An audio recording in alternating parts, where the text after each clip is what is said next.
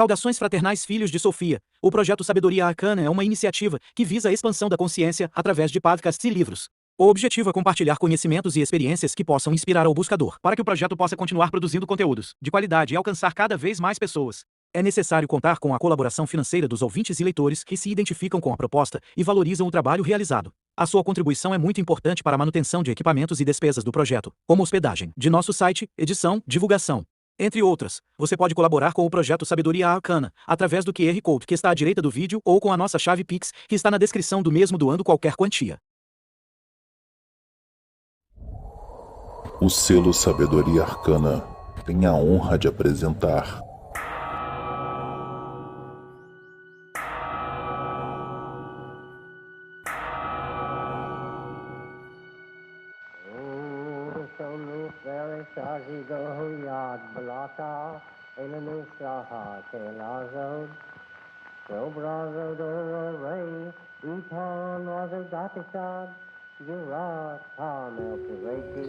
Saudações fraternais, filhos de Sofia. Diretamente dos Aeons Primordiais, iniciamos um novo episódio do podcast do Projeto Sabedoria Arcana, que visa trazer um pouco do conhecimento arcano para vocês, via livros e este podcast.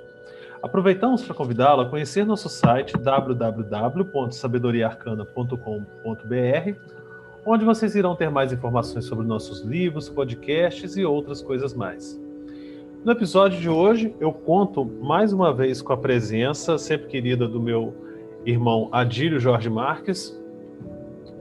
Olá, Lincoln, Júlio, como estão? Prazer normalmente inenarrável estar aqui com vocês, e hoje ainda mais, a gente vai ter um convidado mais especial conosco. E como o Adílio já adiantou, um grandiosíssimo convidado, o nosso irmão e amigo também, Júlio Gralha. Muito obrigado por aceitar nosso convite, Júlio. Seja bem-vindo. Olha, é um prazer, tá? Eu que agradeço, né? Essa honra, né, vamos dizer assim, né, de estar participando aqui do podcast do Sabedoria Arcana. A minha vida, assim, vamos dizer, começou, na verdade, assim, né, dentro do campo das ciências humanas, né? Começou na UERJ, eu fiz História na UERJ, né? Fiz o mestrado na UF com o professor Ciro Flamarion Cardoso, doutorado com o professor Pedro Paulo Funari, né? E essa trajetória, na verdade, assim, sempre voltado para o Egito, né? O Egito. E ao entrar, já fazer algumas pesquisas, né, voltadas para a questão dos usos do passado, sobretudo nesse mundo mais espiritualista, místico e esotérico, né, das sociedades secretas, né?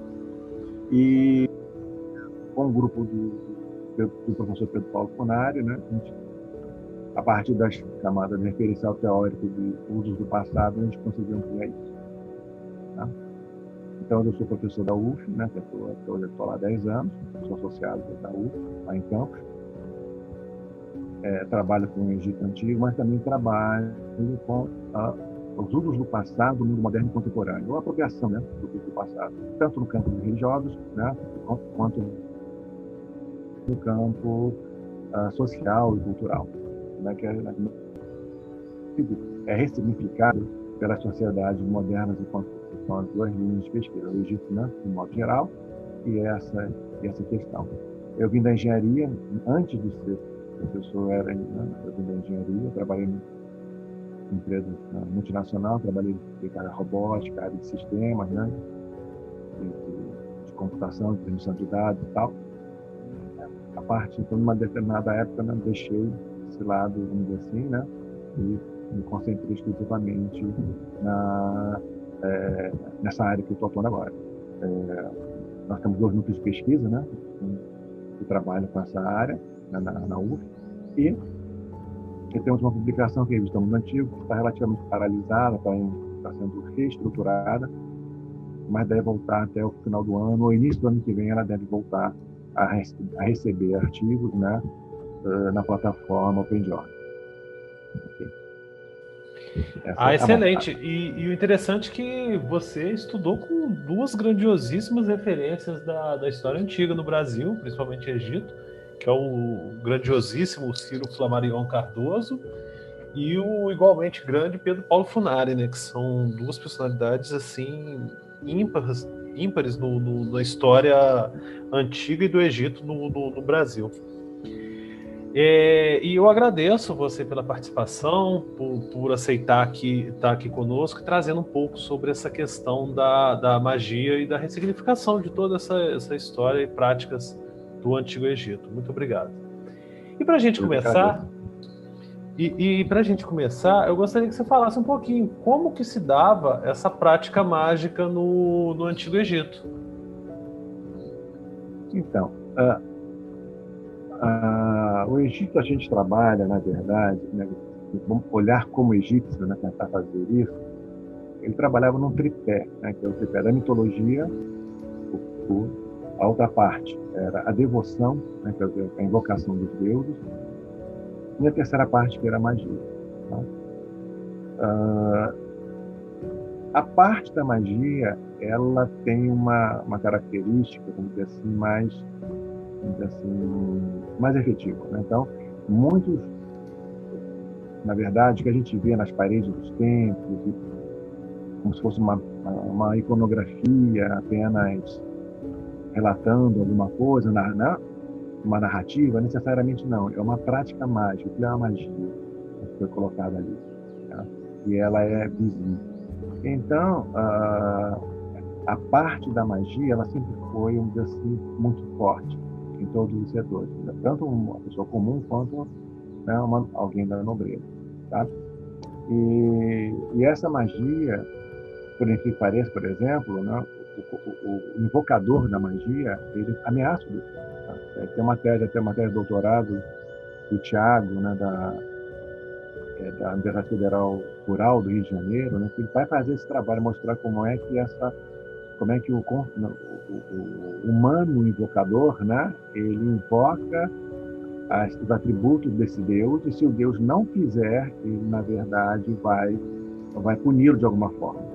Na verdade, é uma coisa que tem na Igreja Católica, pela simpatia, né? Você virar o santo de cabeça para baixo, o Santo Antônio tirar na criança, o Santo Antônio, questão que a gente entende como simpatia, mas isso, na verdade, são práticas mágicas também, né? Então, isso é uma característica. A magia egípcia, na verdade, é uma magia que é materializada. Então, precisa das oferendas, né? Precisa ter lá o egípcio não vai falar em elementos, ok?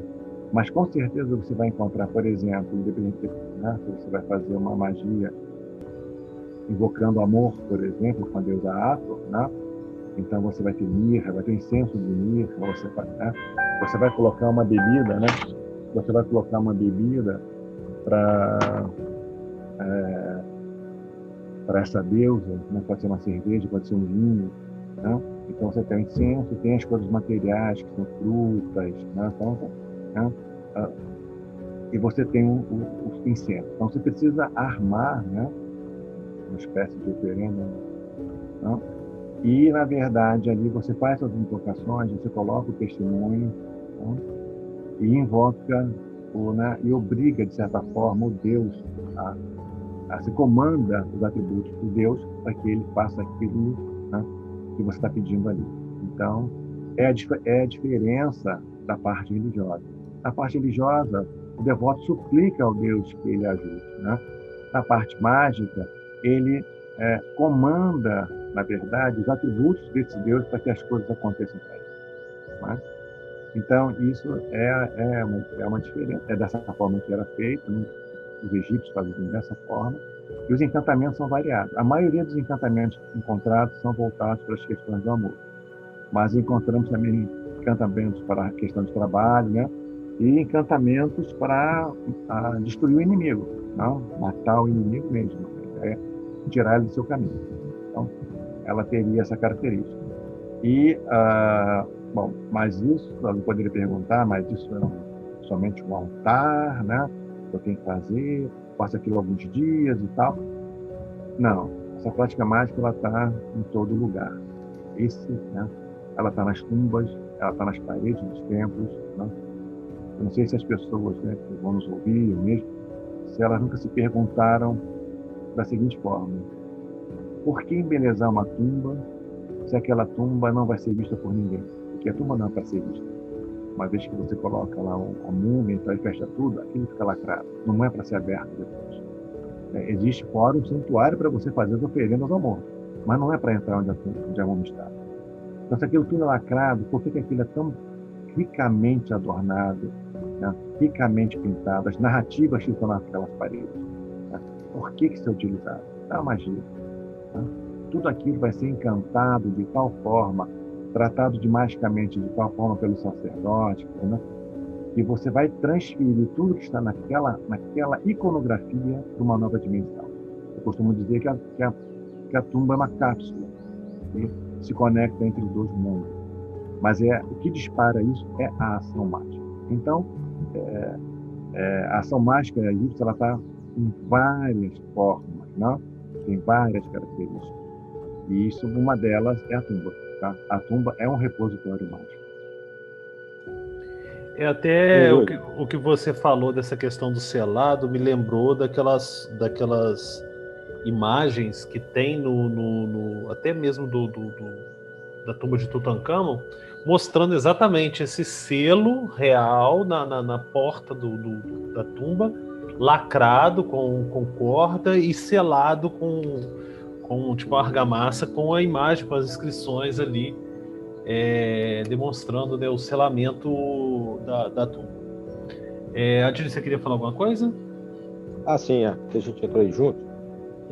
Então, Júlio, dentro dessa perspectiva geral, né, que você colocou agora no início, seria correto a gente entender aquela civilização antiga. Não estou falando do Egito de hoje, estou falando da civilização egípcia de milhares de anos atrás, que é a base cultural para várias organizações tradicionais até hoje em dia. A gente vai falar disso mais adiante. A gente pode entender o Egito daquela época como uma teocracia na qual a parte mágica estava distribuída, ou fazia parte da realidade, da cultura de todos os estratos sociais, de todas as estratificações sociais da civilização egípcia. Isso seria correto, como normalmente se fala, ou não era bem assim? Não, isso aí, na verdade, eu defendo que seja incorreto. Né? Por que eu digo isso? Porque a gente tem os artefatos, né, deixados pelas classes, assim, seriam os segmentos médios e os ricos. A gente não tem aquilo que foi deixado pelos mais simples, né, aqueles segmentos mais desprovidos. Entretanto, a gente percebe que isso não está somente na mão de uma nobreza, de uma realeza. Pessoas comuns que chegaram a determinado patamar, assim, conseguiram, né? Porque há uma mobilidade no Egito, ela é pequena, mas ela existe. Então, essas pessoas, a gente percebe essas práticas. Então, de um modo geral, essa inferência é possível de ser feita, que todos os estratos tinham conhecimento disso, né? E de alguma forma ter acesso disso. Como é que é uma forma desse acesso? Se ela não consegue fazer a própria magia em casa, ela vai procurar determinados magos, né? Sacerdotes, porque os sacerdotes são de diversos níveis, né? E vai encontrar gente, sim, que vai poder fazer para ela um encantamento. Né? Então, assim, é uma inferência, né? Pelo que a gente vê nos segmentos médios e nos segmentos mais abastados, né? Mais elitizados. Ou seja, havia uma prática, mas essa questão da condução dos trabalhos, pelo que a gente então depreende, ficava mais a par dos sacerdotes, fossem eles de grandes templos ou não. Né? Ou seja, eles aqui, de uma certa maneira, ao que parece, né?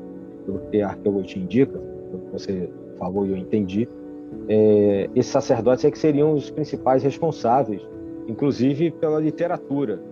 E aí uma outra coisa que eu queria enxertar dentro dessa primeira pergunta, que é o famoso Livro dos Mortos do Egito, né? Que o pessoal traduz como Livro dos Mortos, ou Livro de Sair para a Luz, ou algo assim, ou Sair para a Luz do Dia. Não sei se as traduções estão corretas, mas é o que a gente vê normalmente em alguns textos. Eu não sei se esse material ele era divulgado. Você sabe dizer se pelo trabalho que já se tem de pesquisa hoje, século XXI, se esses sacerdotes ficavam realmente como monopolizadores desse conhecimento, como, por exemplo, o Livro dos Mortos? Não, com certeza o Livro dos Mortos não tinha a monopolização dessa forma. Ele, né, ele não era algo secreto, tá? Ele era algo que dependia de quanto você pode pagar por ele, né? Então, as tumbas vão ter determinados capítulos que você pode pagar. Ela não tem, às vezes, o livro completo. Então, as pessoas sabiam que pode se inferir que a população conhecia os livros dos mortos. Eles podiam não ter em casa um papiro, né? Ou se tinha uma página de um papiro de mais qualidade, porque se você não chega até nós, não. Mas, de modo geral, não. De modo geral, o livro dos mortos ele não é, vamos dizer assim, ele foi, na verdade, um controle, né, faraônico e sacerdotal até que a gente chama do Reino Médio, por volta de 2200 a.C. Houve uma grande revolução naquele momento que a gente chama da democratização da morte. A partir dessa entre aspas, né, essa democratização do rito funerário permitiu que as pessoas comuns tivessem acesso ao livro dos mortos. Então, o livro dos mortos, né, ele não é assim algo fechado nesse aspecto, né? E, por exemplo, a prática mágica pode ser feita por um sacerdote ou pode ser feita por uma pessoa mesmo, tá? Como é que a gente encontra isso? A gente encontra isso quando a gente analisa as vilas de trabalhadores, onde tem as cartas, né, chamadas tracas, cartas escritas em pedaços de calcário. E essas cartas, algumas delas, né, têm um texto parecido assim, por exemplo, olha, fulano está perdendo os cabelos, isso aí foi, né, foi magia da ciclana, percebe? E não fica muito claro se foi um sacerdote ou não que fez, ou foi alguma coisa que ela fez, né? Então, esse discurso, assim, a gente não tem as provas, né, mas tem a inferência, né, dessa questão da possibilidade das pessoas poderem fazer as magias. E, com certeza, o livro dos mortos ele não vai ser um documento exclusivo, né, de uma elite. Tá? Ele vai ser exclusivo no sentido que você possa pagar por ele.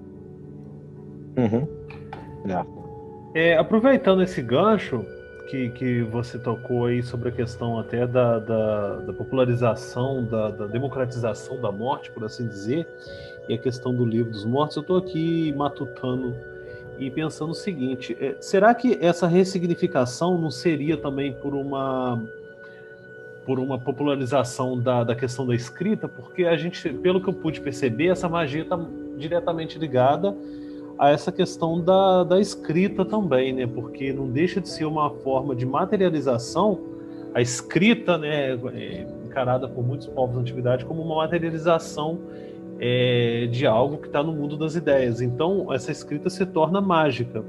E o detentor da escrita é aquele que consegue canalizar essa força. E, claro, aí no caso a gente tem na sociedade egípcia a escrita demótica, o próprio a escrita, falei o nome aqui agora, hieróglifa, hierática e tudo mais. Então, geralmente essas tumbas elas são sempre retratadas em um tipo de escrita específica, que seria essa retratada como se fosse a escrita mágica, efetivamente. Será que não seria no processo mesmo dessa democratização também do conhecimento da escrita nessa passagem, ou não? Eu estou só viajando aqui na minha maionese. Acabei te jogando a Berlim. Não. Então, na verdade, né, o hieróglifo, né, é o mediúnice, quer dizer, é uma escrita divina. Então, hierático não, demótico não, são escritas populares, são escritas meditativas, né, vamos dizer assim. Então, não há uma popularização da escrita, né? As pessoas sabiam, né, que era uma escrita, mas não sabiam que estava escrito ali. Então, de modo geral, e não era somente os segmentos mais pobres, não, segmentos médios também, mesmo a elite, muitos não sabiam ler, né, ler e escrever. Eles tinham os escribas, né, para isso, mas muitos sabiam. Tá? Mas, assim, a escrita, talvez 1% da população soubesse, a população egípcia soubesse ler e escrever, né? Fora os escribas, vamos dizer assim, que é uma profissão, na verdade. Então, e lógico, os sacerdotes, né, também tinham capacidade de ler e escrever, até porque eles precisavam disso. Então, a escrita não aparece popular. Ela vai se popularizar mais com a chegada dos gregos, né? Aí, quando você tem um Egito Ptolomaico, a coisa aí fica mais popularizada. No finalzinho já, né? Assim, pelo quinto século, sexto século, essa escrita ela vai se popularizar mais. Só que essa magia, justamente como não havia uma escrita popularizada, né? Os testemunhos eles não são necessariamente escritos, né? Eles são símbolos que você coloca e a invocação pela voz. Então, por isso, qualquer pessoa poderia fazer. Né? Se ela soubesse o encantamento, ela não precisava escrever o encantamento. Ela poderia, né? Vamos supor que tem o marido está sofrendo de impotência sexual, isso é uma coisa que acontecia. E então, né? Vai fazer um encantamento para a deusa Ato, para o deus Min, por exemplo, né? Vai moldar ou em argila, ou um pênis, tem que ver um falo, né? Vai fazer todo o encantamento para que, na verdade, essa situação se altere, né? Ela não precisa escrever desde que ela soubesse fazer esse encantamento, tivesse contato com esse aspecto. E tem muita coisa que a gente, como eu disse, né, se perdeu, né, nesse aspecto. E muitos encantamentos, às vezes, não havia nem necessidade mesmo de ser algo já, um encantamento já pré-produzido, né? No momento próprio que ele está invocando, ele vai usar o verbo, né? Palavras de poder, mas a partir do verbo, né? Da fala, né? E vai fazer, tendo todo o aparato armado, né? Ele faz essas invocações e estabelece ali uma conexão com a divindade. Se ele tem essa condição de estabelecer, toma o atributo da divindade e age, né, por meio desse atributo. Então, assim, é uma forma, vamos dizer assim, é difícil por causa da falta dos artefatos, ok? Mas não é muito diferente do que hoje a gente entende como simpatia. Talvez um exemplo mais próximo dos ouvintes, né, é quando a gente vai fazer uma simpatia com os santos católicos. Né? E necessariamente não precisa de um sacerdote para fazer uma simpatia. Na verdade, o padre nem participa dessa simpatia. Né? É uma coisa que você escuta falando, né, que tem uma simpatia para melhorar a saúde, alguma coisa assim, né, para o amor, para o casamento, aí você vai fazer aquilo dessa forma. Né? Não é um padre que está te ensinando isso. Mas talvez uma relação próxima, moderna, né, para que as pessoas possam, né, compreender melhor como é que isso acontecia, seria essa. Tá? Mas a escrita realmente ela demora a ser popularizada. Ah, entendi. É porque um outro aspecto também, até do que você falou da questão da simpatia, o que eu, ao descrever os rituais, o que veio mais à minha mente foi mesmo a questão da ritualização do candomblé, que tem esses aspectos, né, da doação da cerveja, do incenso, das flores, etc. e tal, e também dessas imagens fálicas, ou até mesmo outros aspectos e também um outro aspecto que acabei associando também foi até naquele seriado, aí já claro, já foge do Egito, mas eu acho que serve como uma forma de exemplo naquele seriado da HBO Roma, que aparece uma parte da mulher, ela fazendo numa placa de chumbo, fazendo uma maldição ao César e a Sevilha. Ela falando, né, eu te amaldiçoo pelos deuses tal e tal, e vai riscando aquilo dali, batendo, etc e tal. Adiro, quer fazer algum comentário? Não, sim, acho que o Júlio respondeu bem aquela dúvida inicial que eu coloquei em relação ao Estado. E disso que você está falando aí, sobre o seriado, me lembra, não é também do Egito, né, mas acho que também mostra essa generalização dentro do meio popular das questões religiosas, que, por exemplo, a pedra fundante, a pedra inicial do Castelo de Tomar, por exemplo, lá em Portugal, que fica no alto de uma colina, que depois foi construído a partir do século XII, não faz a memória para ser, e foi uma das sedes dos Templários. Esse castelo está assentado sobre uma pedra romana, que está escrito lá, foi dedicado ao gênio municipal. Ou seja, aquela localidade, de uma certa maneira, a gente usa o termo município até hoje, né, fazia, isso inclusive é explicado lá, fazia já um culto naquele local, com aquela pedra, inclusive, e isso foi, de uma certa maneira, seguiu adiante por meio desse castelo, do cristianismo, etc. E existem vários outros exemplos nesse sentido. Mas aproveitando que o Júlio falou muito bem dessas questões e mencionou que existiam os deuses, etc., eu queria aproveitar para levantar já uma outra questão, que é a seguinte: desses deuses, deusas, que o Júlio Gralha menciona, quais seriam aqueles que estariam mais diretamente ligados com a magia, que é mais ou menos o foco dessa contextualização sobre a civilização egípcia que a gente está fazendo no programa de hoje? Existiam deuses principais, alguns eram mais famosos, que a gente hoje conhece vários, facilmente até por filmes de Hollywood, mas não quer dizer que esses deuses tivessem grande relevância na sua época, ou durante todo o império, né, os vários impérios egípcios. Então, um dos deuses assim primordiais disso é porque é um deus que coloca o princípio da magia, né? Que, na verdade, era um princípio que depois vai ser, vamos dizer assim, divinizado, que é Heka, H-E, né? K-A. Então, Heka era o princípio da magia, que vai se transformar numa divindade da magia. Então, essa divindade ela vai estar presente, né? O deus Bes, né? Que é um deus, talvez a única divindade, né, egípcia, que na verdade ele não é, ele é uma divindade aparentemente importada, né, talvez da Ásia, da Palestina, mas o Bes, ou então, ele é muito mais antigo, né, então, e talvez da área central da África, né, ele se apresenta diferente, ele tem um rosto feio, né, assim, é um anãozinho, né, um rosto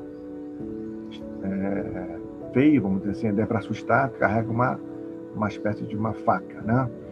Então esse deus também é associado às práticas mágicas. Então, Heka, o deus Bes. Tem algumas divindades que aparecem que a gente não define muito bem o nome, porque parecem mais como gênios, né? Mas como divindade mesmo, o Heka, o Bes, a deusa Hathor, né? Ela também ela acaba estando associada à magia pela quantidade de magia que são feitas para solicitar casamento, namoro, amor, né? Para solicitar felicidade, alegria, para solicitar potência sexual, né? Trazer o amor de volta em 3 dias, né? Isso, né? Mas tem um dos encantamentos que fala em 5 dias, né? Agilizou com o passar do tempo, né? 3 dias hoje, né? Mas lá naquela época tem uma lá que em 5 dias, né, a sua amada virá, né? Termina assim o encantamento, né? Então, assim, isso, deixa eu ver mais. Esses seriam os principais, né? O Bes, a Heka, a Hathor, né? Maat. A Maat, na verdade, ela não aparece nas magias como ela, né, assim, sendo a executora da magia. A Maat, ela aparece muito mais como um princípio. Então, quase não há templo dedicado a Maat. Eu, na verdade, só encontrei um templo ptolomaico, uma vila de trabalhadores, e muito tempo depois que eu me liguei nisso, que era uma iniciação, eu vi, né, consegui analisar a parede como uma iniciação, né, aos mistérios, vamos dizer assim, de Maat, né? Isso é uma coisa raríssima, porque Maat não é uma divindade que tem culto, né? Quer dizer, tudo que você faz, você já tem Maat, né? Porque é a ordem, o caos e tal, né? Então, a ordem contra o caos. Então, se você está fazendo uma prática mágica, essa prática mágica tem que ficar ordenada, né? Então, Maat já está embutida nisso, né, nessa ação, né? Mas alguém poderia perguntar, mas se fizer uma magia para o mal, né? A Maat vai estar presente também, esse princípio vai estar presente? Então, vai, porque tem um princípio contrário de Maat, que é o Sfet, que é o princípio da desordem. E aí, a partir disso, a gente começa a perceber que na prática religiosa e mágica do Egito Antigo havia o livre-arbítrio. Ou seja, né, não há polaridade.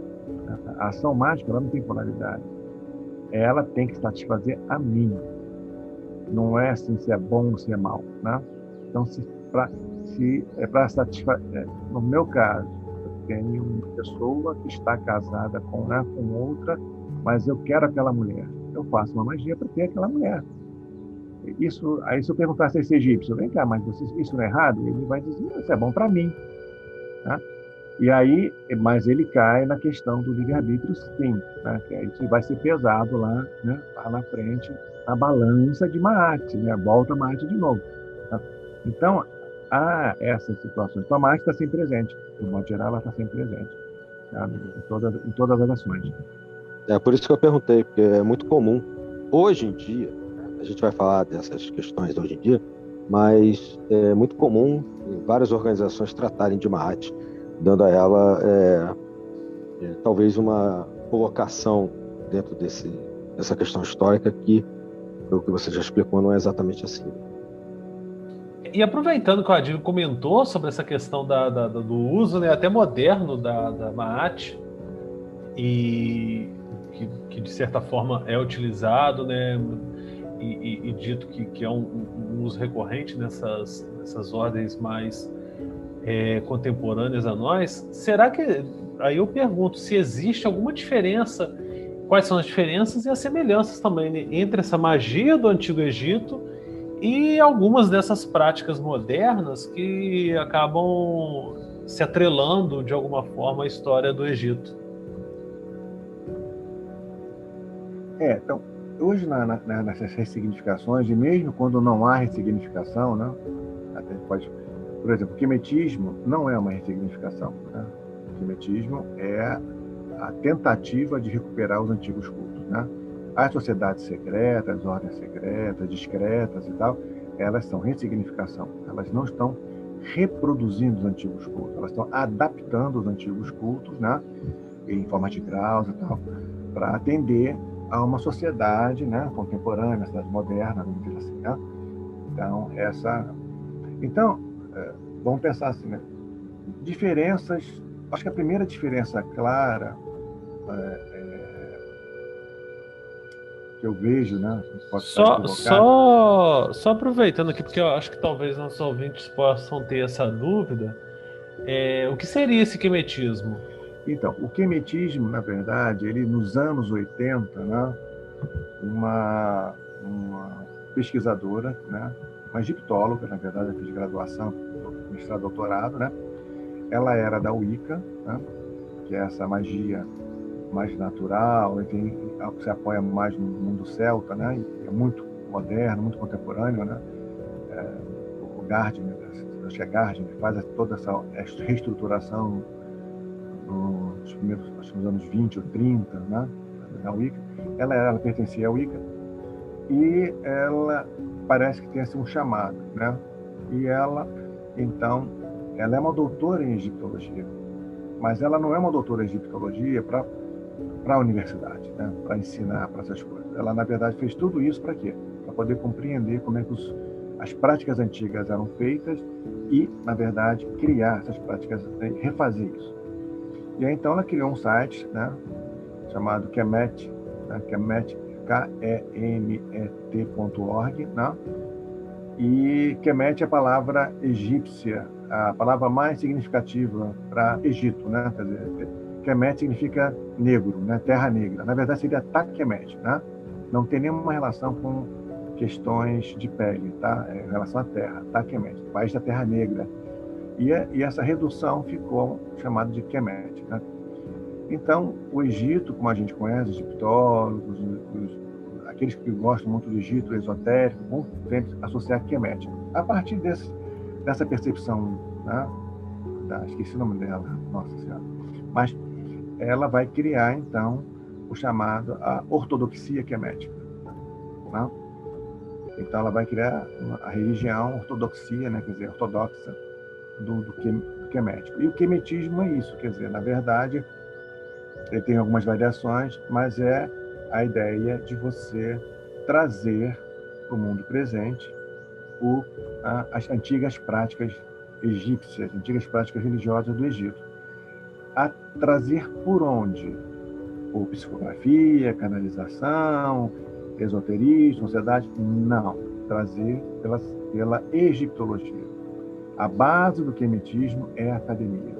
Ele pareça, a base é a academia, é a egiptologia. Então, a partir dos estudos da egiptologia, os quemetistas vão tentar refazer os cultos, as práticas mágicas, né? Essa é uma se diferencia das sociedades secretas.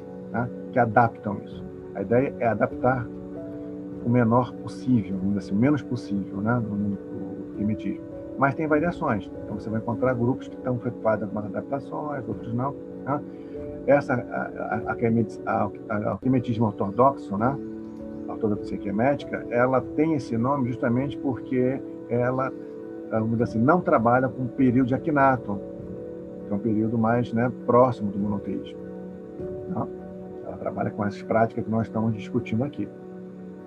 Então, essa é uma característica. Uma revivência, né? Isso. Agora, uma diferença, vamos dizer assim, né, clara, para mim, eu vejo como uma grande diferença, é que você pode fazer uma magia para o passado, né? E ela afetar o presente. Então, os egípcios faziam isso, sobretudo a realeza fazia. Eles vão fazer um encantamento, dizendo que lá no passado, quando ele nasceu de forma divina. Então, vai ter toda uma ritualística, toda uma iconografia, né? E por isso, agora, ele é divino. Então, ele não era divino há 5 anos atrás. Mas no momento em que ele fez essa magia, né, como se ele fosse lá no passado e mexesse no passado, ele agora é divino. Então, essa é uma coisa interessante, né?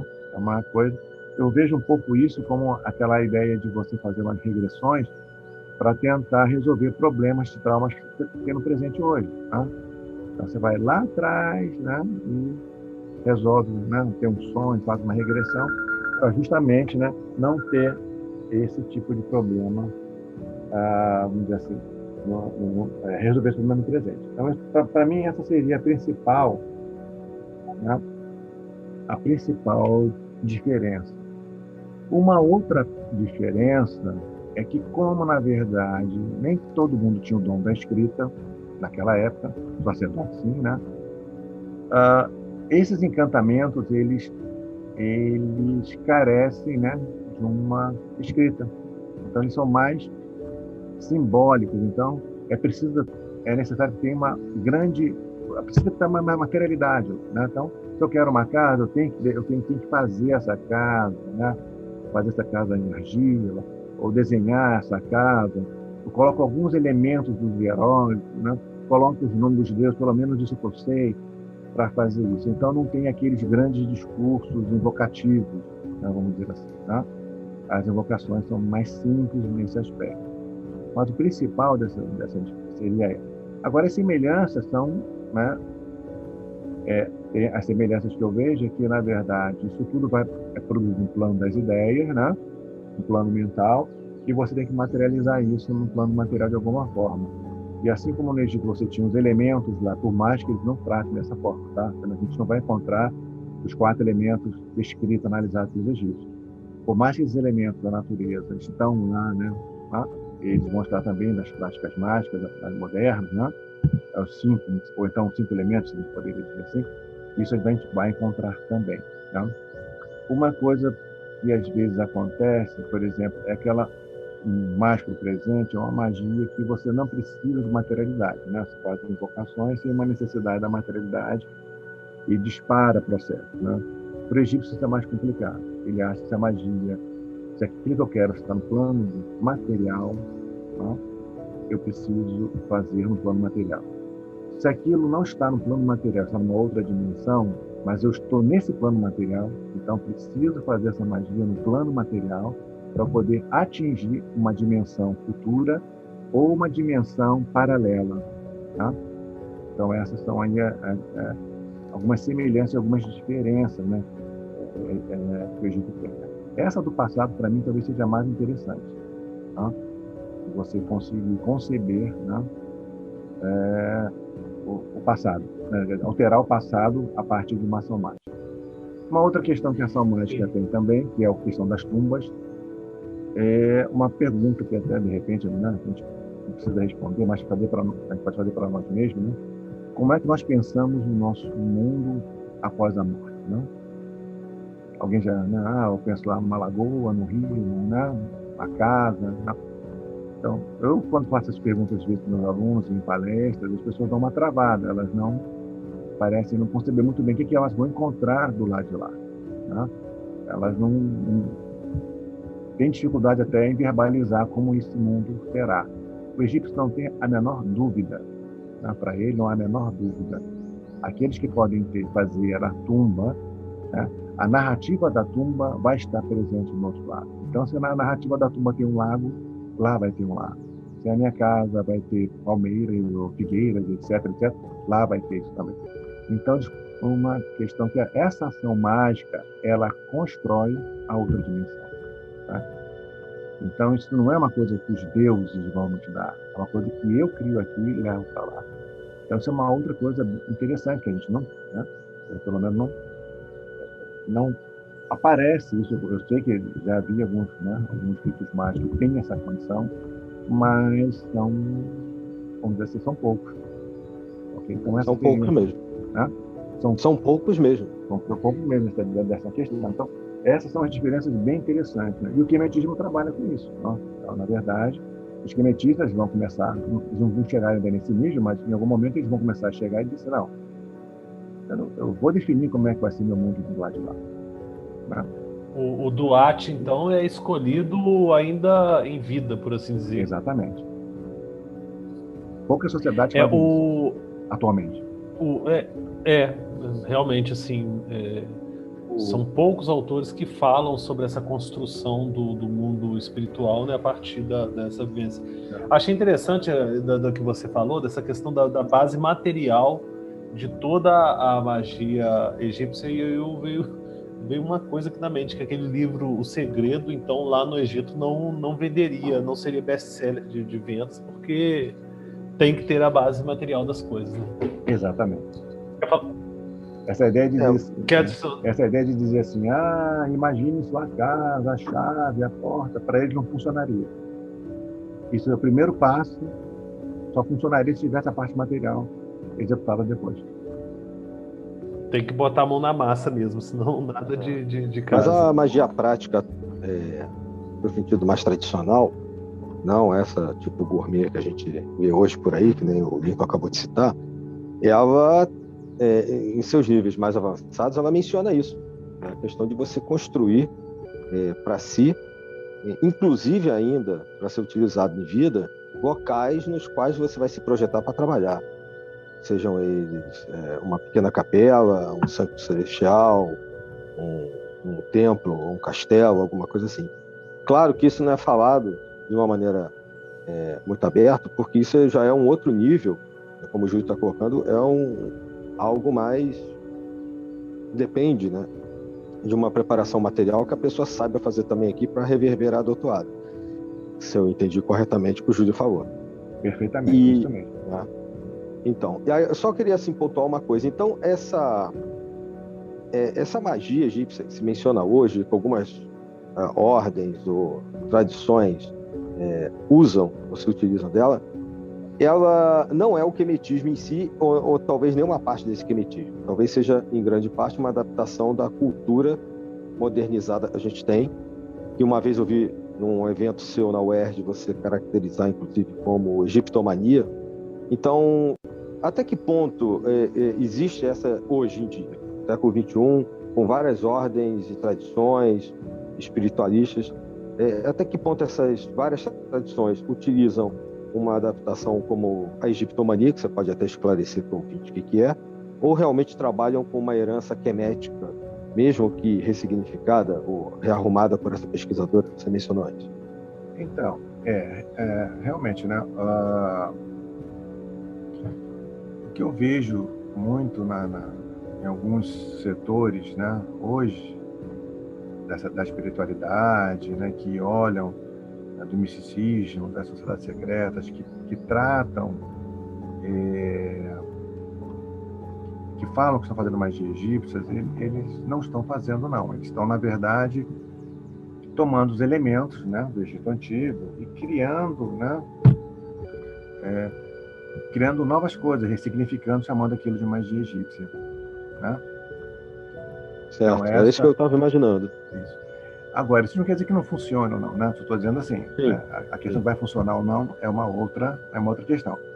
Mas essa sociedade, de modo geral, então isso aí, então, essa situação a gente realmente chama então de usos do passado, né? Ou seja, Elas bebem do conhecimento egípcio e, na verdade, se estruturam. Algumas pessoas escrevem até, né, falam, né, horóscopo egípcio e, né, a astrologia egípcia, né? E não tem nada, aquilo ali não é astrologia egípcia, não. Aquilo ali não tem sentido. É uma astrologia que ele colocou nomes egípcios e tal. Então, assim, isso isso tudo são, na verdade, né, são egiptomanias, ou seja, você se utiliza de um elemento do Antigo Egito ressignificado, mas deslocado da função que é mesmo, né? Para dar um exemplo para o ouvinte, né? Se eu tatuo um olho de Horus, né, e digo aquele olho de Horus tatuado no meu corpo, ele é para proteção contra doenças, feridas e coisas ruins, isso é correto. Se eu tatuo porque ele é bonito, é uma egiptomania, né? Porque está deslocado da função, né? Então, se eu tatuo corretamente, egiptosofia. Se eu tatuo ele de uma outra forma, ele é uma egiptomania, né? Então, isso acontece. As sociedades secretas do século XIX, né, secretas e discretas, elas vão se utilizar, elas vão fazer muito dessa ressignificação, né? Entretanto, algumas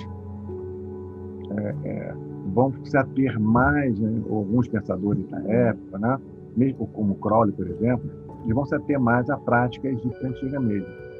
Eu tenho um ritual do MacGregor, né, que ele, na verdade, ele está vestido como um sacerdote egípcio, exatamente, está fazendo um ritual egípcio, como a gente não sabe qual é o ritual, né?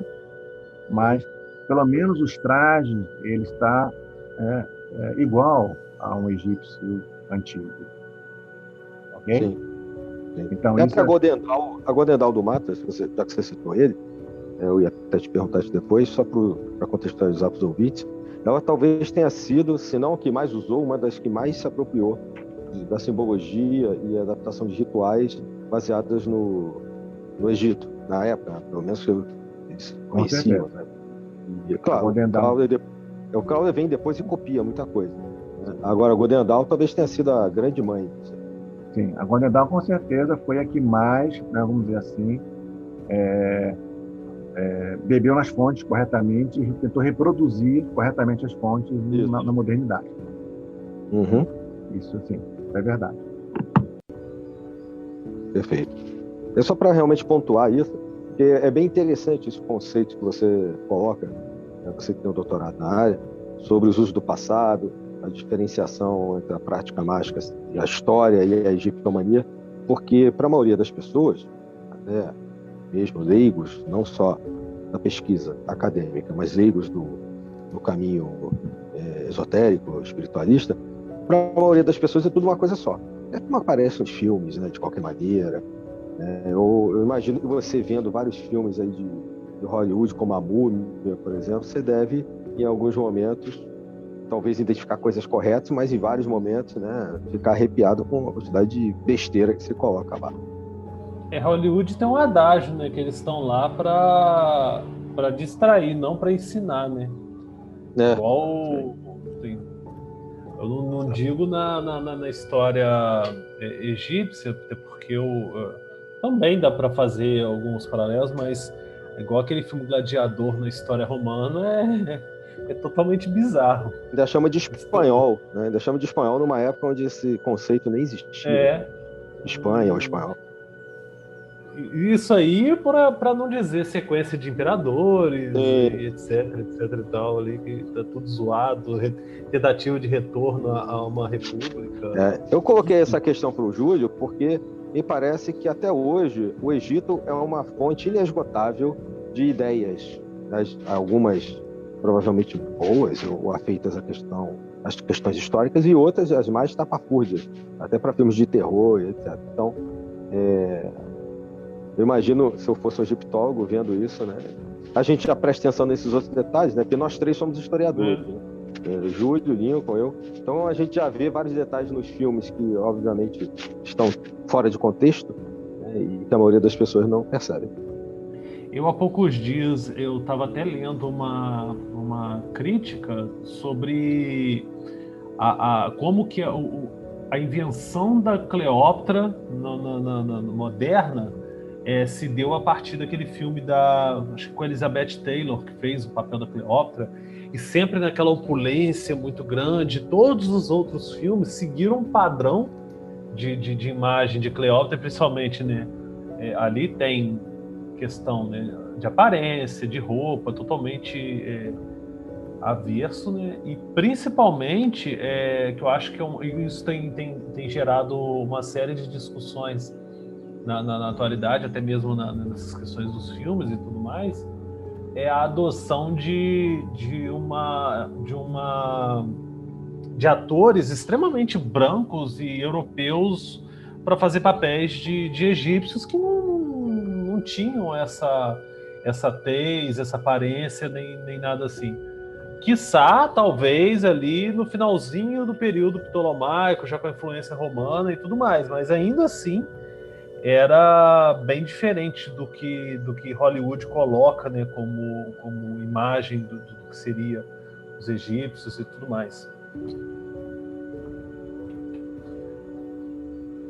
Então, mas aí, né, talvez eu tenha uma opinião um pouquinho diferente sobre esses aspectos, né? Porque, veja só, imagine Hollywood, período de Elizabeth Taylor, né? Coloca todo mundo com as suas peles como deveriam ser, né? Quer dizer, o filme, o cineasta, ele está na sua dimensão, né? Na sua época, então ele vai fazer aquilo para atender aquela época. Se fizesse, por exemplo, se você fizer um levantamento das Cleópatras dos 1920, né? Quando o primeiro filme sobre Cleópatra, acho que foi 1910, 1920, né? Até o presente, você vai ver que, na verdade, cada Cleópatra, ela tem uma característica do seu tempo, né? Então, os filmes vão ter essa coisa do seu tempo. E, na verdade, o que acontece, que eu vejo, por exemplo, o cineasta tem essa liberdade, né? Até porque, se a gente pensar, em alguns momentos a história é chata, né? Então, né? Então, o que ele precisa? Ele precisa fazer alguma coisa que estimule o seu tempo. Então, ele vai fazer um filme do seu tempo, com elementos do mundo antigo do Egito, por exemplo, Roma, né? E, logicamente, vai ter uma série de... A gente, como especialista, vai olhar aquilo e vai dizer assim, poxa, está errado isso aqui, gente. Isso aqui, mas isso aqui é um erro clássico. Isso aqui. Se você olhar lá nas letrinhas, você vai ver que tem lá os especialistas que estão ajudando ele, né? Mas ele não, olha, né? O especialista fala, olha, é assim, assim, assim. Então, mas eu vou fazer assim que vai ter um impacto maior, né? Eu, particularmente, eu sou da linha que, assim, façam filmes que tenham seus problemas e que toquem as pessoas, que emocionem as pessoas, porque mais cedo ou mais tarde eles vão cair nas nossas mãos, no bom sentido, né? Eles vão vir para a história, eles vão se interessar por esses conhecimentos e vão buscar cursos, vão buscar pessoas que conhecem isso, né? Então, assim, eu vejo nessa forma. Houve uma vez um artigo que saiu sobre assim, a morte de Indiana Jones, há muito tempo, né, feito por arqueólogos. E aí o próprio Funari falou, não tem esse... Gente, pelo amor de Deus, né? Graças à saga do Indiana Jones, que muitas pessoas entraram para os cursos de arqueologia e para o curso de história. Eu? Não é? Então essa é uma característica, não é, então, que a gente precisa levar em conta, né? O Indiana Jones está mais para um aventureiro, né? Um caça-tesouro, que qualquer outra coisa.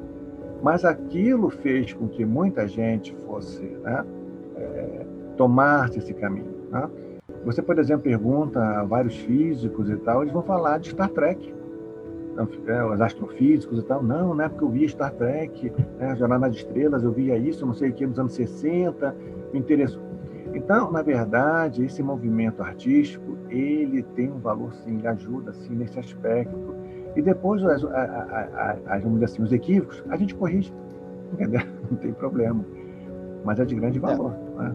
Não, sem dúvida, isso eu concordo. Contextualizando, sim. O que às vezes me preocupa, no caso, pensando aí como pano de fundo as sociedades místicas, esotéricas, ocultistas, como se queira, é que muitas das vezes aquilo que é colocado em algo como arte, divulgação, vamos chamar aí o cinema, né? Claro, como uma arte, ser colocado e apreendido e enxertado numa determinada tradição, de qualquer maneira ou ao pé da letra. Então, por exemplo, como se toda múmia levantasse, ou todos os deuses egípcios, isso acontece, infelizmente, isso eu já vi na sala de aula, infelizmente, com algumas religiões modernas que acham que tudo é coisa do diabo, etc. E tal. E todos os deuses egípcios são do mal, são encarnações de monstros e etc. Né? Ou todas as múmias saem levantando no museu à noite, caminham, depois voltam para o sarcófago, né? Quando está amanhecendo. Porque eu já vi alunos falarem isso.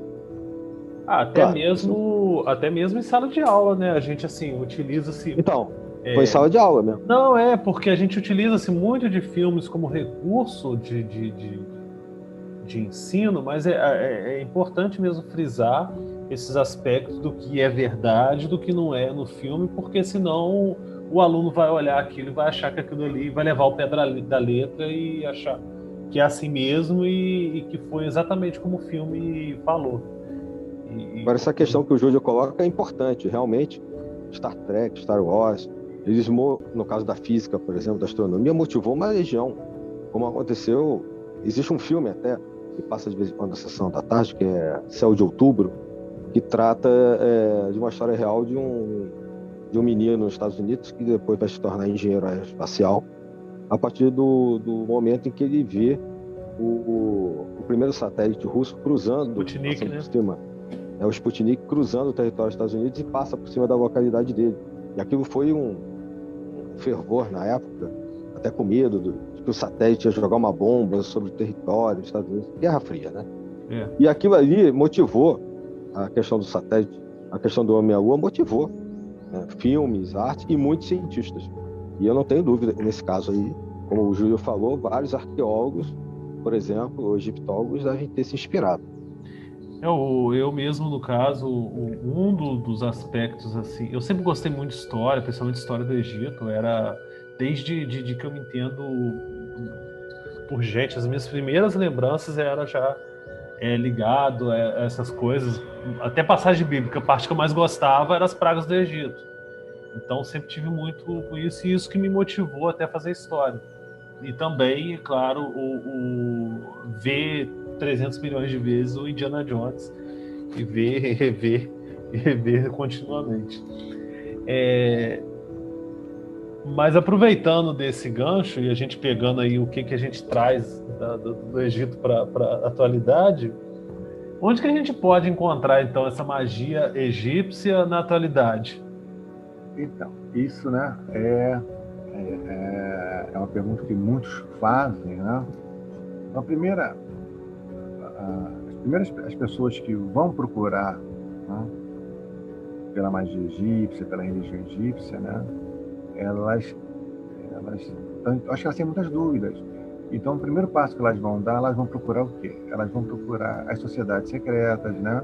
Elas vão procurar certas comunidades de meditação, mas que trabalham com magia, certos grupos, né, que na verdade não são sociedades secretas, mas são grupos, né, que dizem que trabalham com magia egípcia, que fazem encantamentos, etc, etc, etc. Então, esse é o primeiro contato que essas pessoas têm. E aí, na maioria das vezes, né, isso é uma ressignificação, ela vai se encontrar com ressignificações, né? Ela não vai encontrar com as práticas mágicas da maneira como nós contextualizei no início da nossa fala aqui, não? Então, hoje esses grupos já sabem que existe uma coisa chamada quemetismo e sabe que isso, né, é uma coisa que eu digo assim, porque as pessoas escutam o nome, né, não sabem o que é, mas sabem que tem a ver com o Egito e tal. Quando elas começam a ler na internet, ver que tem a ideia é trazer o mais próximo, né, quer dizer, tentar trazer as práticas antigas para o presente de uma forma mais próxima de como era feito na antiguidade, porque é impossível você, né, trazer completamente como era feito.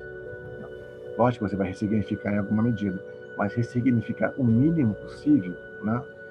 Então as pessoas começam a procurar as comunidades queméticas.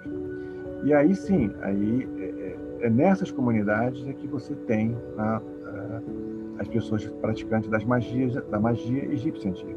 Ah, mas só lá? Será que só tem lá? Não. Tem pessoas, né? Pessoas que conhecem, que estudam, né? Porque, veja, isso não é uma escola, você não precisa entrar para uma escola para isso, né? Lógico que muitos que querem liderar grupos, como é o caso da ortodoxia quemética, né? Elas vão estudar profundamente a egiptologia, se tornar doutores, etc., para fazer isso. Outros não, vão estudar profundamente também, né? Como autodidatas, vão ler, fazer a mesma leitura, até porque a maioria dessas comunidades colocam as leituras acadêmicas por onde eles passaram. Se a gente olhar esse site, 90% dos textos que estão lá são textos acadêmicos, tá? E vão também trabalhar nesse nível. Não precisa ter um iniciador.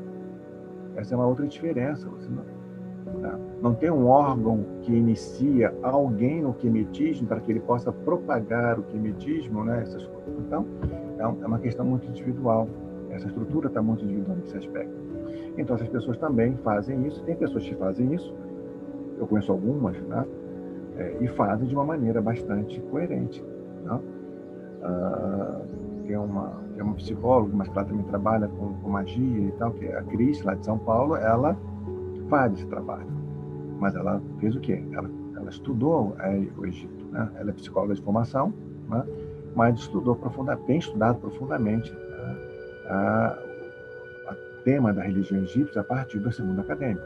Né? É o que a gente faz no chamado Quemetismo Brasil. Existe um projeto criado pela Aline, que é de São Paulo, né? Tem um colega nosso de Pablo, que é de Santa Catarina, e eles me convidaram, eu faço parte, né? O Quemetismo Brasil tem... É só colocar na internet Quemetismo Brasil, vai aparecer lá o canal do YouTube, eles têm o site, tem no Facebook, né? O Quemetismo Brasil. E a ideia é fazer esse tipo né? Mostrar isso, né? Fazer essa coisa. A gente não forma ninguém, a gente só diz, olha, os textos são esses, né? Quem quer trabalhar com a magia assim, olha, tem esse material para ser lido, e as pessoas vão fazendo, né? Da sua forma. Então, o quemetismo ele vai nascer de uma forma mais sem uma instituição por trás, controladora. Isso é bom e é ruim ao mesmo tempo, né? Porque vão aparecer várias correntes queméticas, e essas correntes queméticas têm uma visão mais esotérica, né? Uma visão mais de ordem secreta, tá? Mas o fato é que vão beber lá na fonte. Tá? Então, hoje a magia, para você ter... se você, meu ouvinte, né, não conhece nada disso, né? Qual é o primeiro passo que eu dou? Eu acho que, na verdade, vai lá no site do Quemetismo Brasil, o site da ortodoxia quemética, ver quais são as publicações que estão lá, as publicações acadêmicas que estão lá, vocês vão perceber. Tá? E aí, porque são todas, as publicações são basicamente publicações acadêmicas. Tá? Hoje existe um autor chamado Mustafa Gadala, né? Ele tem os livros, alguns livros estão livres na internet. Ele trabalha a religião egípcia, ele é bastante coerente, né, nos seus trabalhos dele, e é de uma linha egiptologia quemética, né? Quer dizer, ele faz uma egiptologia voltada para as práticas religiosas. É diferente de mim, né, do meu ser aqui, né? Eu sou um professor de uma universidade, então faço para ensinar egiptologia, história, etc., mas também faço isso, né? Faço a questão do quemetismo. Outros não, fazem somente essa questão do quemetismo. Mas o começo seria né? Seria procurar essa literatura. E fatalmente vai encontrar alguns grupos que são queméticos que vão estar mais próximos dessas práticas do que outros segmentos. Né?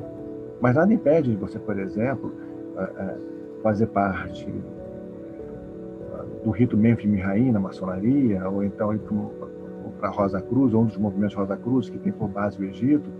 Então, porque você vai também ter um contato com esses elementos do Egito. Não de forma quemetista, de forma ressignificada, mas é um começo.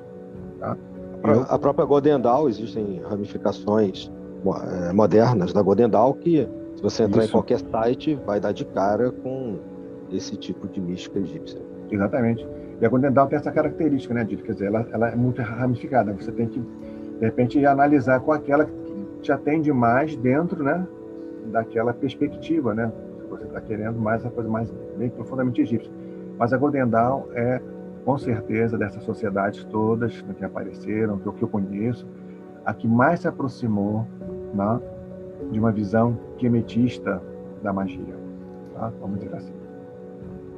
Hoje a gente tem muito popularizado a Mork, né? Que é uma outra visão, mas que usa bastante toda a remissão histórica do Egito Antigo. Você mencionou um livro que eu tenho, que até eu vou deixar como dica aqui, o Mustafa Ghazala, não sei se a pronúncia correta é assim, é Mística Egípcia, Buscadores do Caminho, que na minha edição, está em português, da Madras, e eu acho que, não sei se o Júlio recomenda, mas quando eu li, em 2008, tem até a data aqui, me pareceu muito, me foi recomendado e me pareceu muito interessante, até por causa de um curso que eu fazia com uma pessoa, eu gostaria de deixar o nome aqui, que já faleceu, que é a Lourdes Baixa, e deu uma formação muito, era uma formação fechada, não era aberta, mas uma formação muito interessante nessa questão hermética e da magia egípcia. Então esse é um livro que eu talvez acho que esteja ainda sendo vendido, se não na estante virtual provavelmente você vai achar. Mística Egípcia. Mas esse mesmo, esse livro mesmo. Esse livro foi traduzido pela Madra, né? É um livro. Isso. O Ghazala tem diversas publicações, mas algumas estão em PDF em inglês, espalhado, né? Aí pela internet, e em português você tem essa edição da Madra. Então esse seria um caminho, tá? Um caminho para que a pessoa tenha contato com uma visão egípcia antiga, que é hermética, né? E não filtrada por uma sociedade. Veja, quando eu falo filtrar, gente, eu não estou sendo maligno, não, vamos dizer assim, né? Eu estou dizendo assim, uma visão ressignificada por alguma organização, entendeu? Essa é a diferença. A gente já vai para um pouco mais de 1 hora de programa e eu gostaria de agradecer imensamente a sua presença, todo o seu esclarecimento, que eu tenho certeza que isso vai ser de fundamental importância aos nossos ouvintes, para entender um pouco mais sobre como essa magia egípcia é reaproveitada, reapropriada, ressignificada e revivida na atualidade. E tenho certeza que muitos têm essas curiosidades sobre esses fatos que a gente acabou debatendo aqui. Então, em nome da Sabedoria Arcana, eu gostaria de agradecer imensamente a sua presença. Muito obrigado. Vou passar as palavras para o Adílio também para fazer os agradecimentos, as suas considerações. Bom, claro que não poderia deixar de agradecer também, né?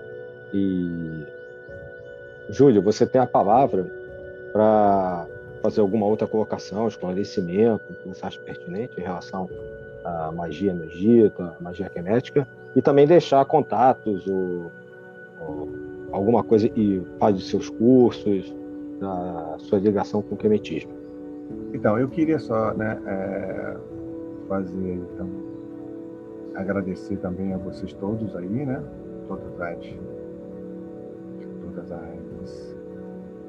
a oportunidade de estar presente, né, e no caso, assim, por exemplo, eu tenho um canal, né? O canal do Antiguidade Paradigmas, onde a gente vai lá diversos eventos de egiptologia, né? Que aqueles que tiverem interesse é fácil de achar, né? E contato, né? Aqueles que quiserem, né? O e-mail seria o escritaantiga3, né? @gmail.com, e o Instagram, né? Que é o @ né? Júlio Gralha Egito. Aí podemos ter os contatos aí. Mas o canal, lá pode ver os trabalhos, né, os convidados que nós trazemos para falar de várias temáticas do mundo antigo. Tá ok? Essas seriam minhas palavras, agradecendo aí, espero que seja útil, né, para os ouvintes aí do Sabedoria Arcana. Sem dúvida, vai ser de grande utilidade e, mais uma vez, eu só agradeço. Muito obrigado por compartilhar conosco um pouco de toda essa sabedoria sobre o Antigo Egito. Sem dúvida. E é uma realização de um sonho nosso de trazer você aqui já há bastante tempo, por causa daquilo que nós pontuamos mais de uma vez, né? Várias tradições, atualmente, fazem algum tipo de conexão, de ligação, de formas diferentes, como você bem explicou, com o Antigo Egito. Então, é importante, né, deixar os ouvintes, no caso aqui de Sabedoria Arcana, os nossos ouvintes, pelo que a gente já levantou, na época, majoritariamente, são pessoas que se interessam pelo esoterismo, pela história da magia e etc., ligado à ciência das religiões. Então, são pessoas que normalmente têm algum tipo de conexão também, como o Júlio colocou agora no final, independente de seus trabalhos, suas pesquisas, tem também algum tipo de conexão com alguma organização atual, viva, de cunho místico ou ocultista. E em várias dessas tradições a gente encontra o Egito. Então, Júlio, mais uma vez obrigado. A Sabedoria Arcana está sempre de portas abertas para a gente divulgar seu trabalho e também, se você quiser falar no futuro. Tá bom? Muito obrigado.